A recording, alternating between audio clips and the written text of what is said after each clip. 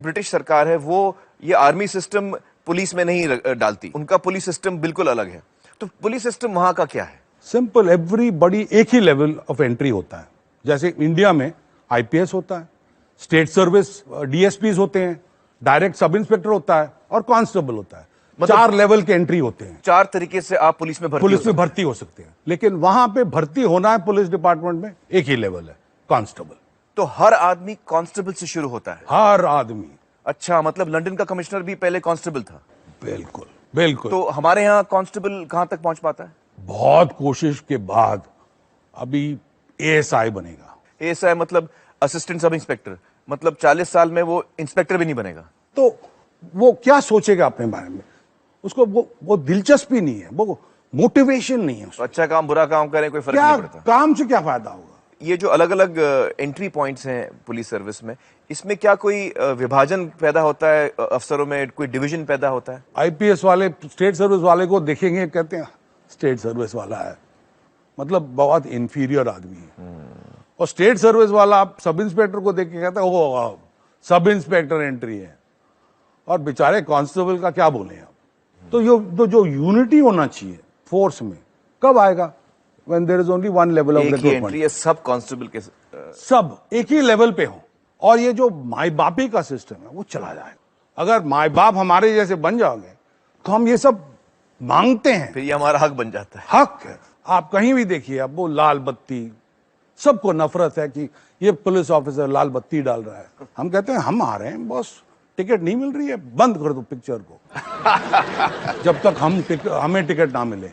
ये डेमोक्रेसी है, rule of law है, सारे इक्वल हैं। तो ये जो है ये जाना चाहिए, हमें ये जान के चलना चाहिए कि पब्लिक सर्वेंट्स हैं, माई बाप नहीं है। विपिन जी, तो इस किस्म के सिस्टमिक चेंज लाने में, ये बदलाव लाने में, इसके बारे में तो लीडरशिप को ही सोचना पड़ेगा, जो आला अफसर है उनको इसके बारे में सोचना पड़ेगा। अब आप देखिए, ये तो बहुत मुसीबत की बात हो गई है। हम जो पावर में है, हम क्यों चेंज लाएं? क्योंकि हमको इस सिस्टम से बहुत फायदा है। तो जब फायदा है तो चेंज कैसे आएगा? इट हैज टू बी कहीं और से, लोगों के मांग से चेंज आना चाहिए। बिल्कुल सही कहा आपने, लोगों की मांग से ही ये बदलाव आएगा। विपिन जी, बहुत बहुत शुक्रिया हमारे साथ बातचीत करने का। Thank you so much. Thank you so much. तो दोस्तों, विपिन जी ने हमें बताया कि दुनिया के बहुत सारे देशों में पुलिस का अंदरूनी ढांचा ऐसा नहीं है जैसा कि हिंदुस्तान में है। इंग्लैंड में भी नहीं, जिन्होंने हमारे लिए 1861 का पुलिस कानून बनाया था। अब हम चलते हैं 3G लिंक के जरिए मैनचेस्टर, इंग्लैंड, और जुड़ते हैं मैनचेस्टर शहर के police commissioner sir Peter Fahy के साथ।